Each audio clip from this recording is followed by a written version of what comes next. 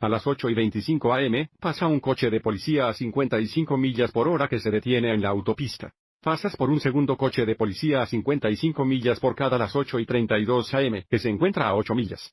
Desde el primer coche de policía, si el límite de velocidad es de 55 millas por hora, ¿puede la policía multarlo por exceso de velocidad? Así que, solo porque no estabas. Exceso de velocidad a las 8:25 am, y no conducías a exceso de velocidad a las 8:32 am, eso no significa que no estuvieras acelerando en algún lugar entre las 8:25 am y las 8:32 am, así que, lo que haremos es determinar tu velocidad promedio durante ese intervalo de tiempo y ver si es más o menos de 55 millas por hora. Para ello, utilizaremos la fórmula distancia es igual a tasa por tiempo. Y fíjate cómo si resolver la ecuación de R. Dividiendo ambos lados por t, tenemos la tasa R es igual a la distancia dividida por el tiempo. Por lo tanto, usaremos el fórmula de tasa es igual a distancia dividido por tiempo para responder a esta pregunta. Para empezar, conocemos la distancia es de 8 millas,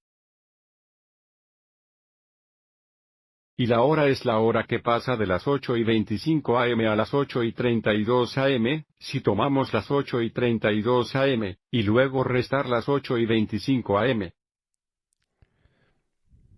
8:25 a.m. Fíjate cómo han pasado 7 minutos. El tiempo es de 7 minutos.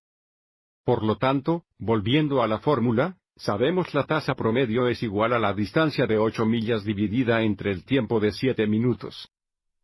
Divided by the time of 7 minutes.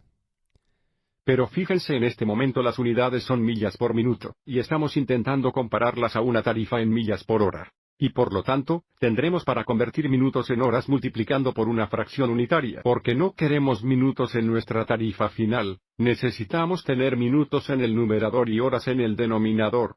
Y la conversión es 16 minutos es igual a una hora, y por lo tanto, la fracción unitaria es de 16 minutos en una hora.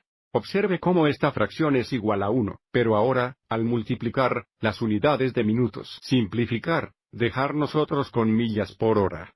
Así que multiplicándonos, ahora tener 8 millas por 60, o 480 millas divididas entre 7 veces una hora, o 7 horas. Y ahora, convertiremos a decimal y redondearemos a un decimal.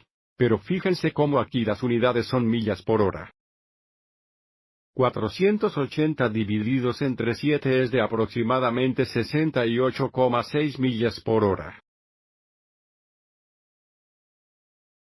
Como tu tarifa promedio o velocidad promedio de las 8:25 am a las 8:32 am entonces, aunque no conducías a exceso de velocidad a las 8:25 am o las 8:32 am, porque tu velocidad media, durante este tiempo fue de 68,6 millas por hora. Debe haber al menos un tiempo en este intervalo de tiempo en el que iba 68,6 millas por hora. Y por lo tanto, la respuesta es sí, puede ser citado por exceso de velocidad.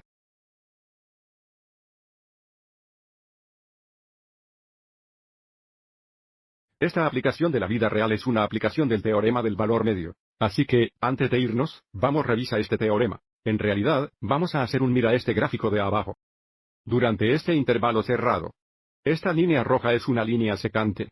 La pendiente de la línea secante representa la tasa media de cambio de la función en este intervalo cerrado.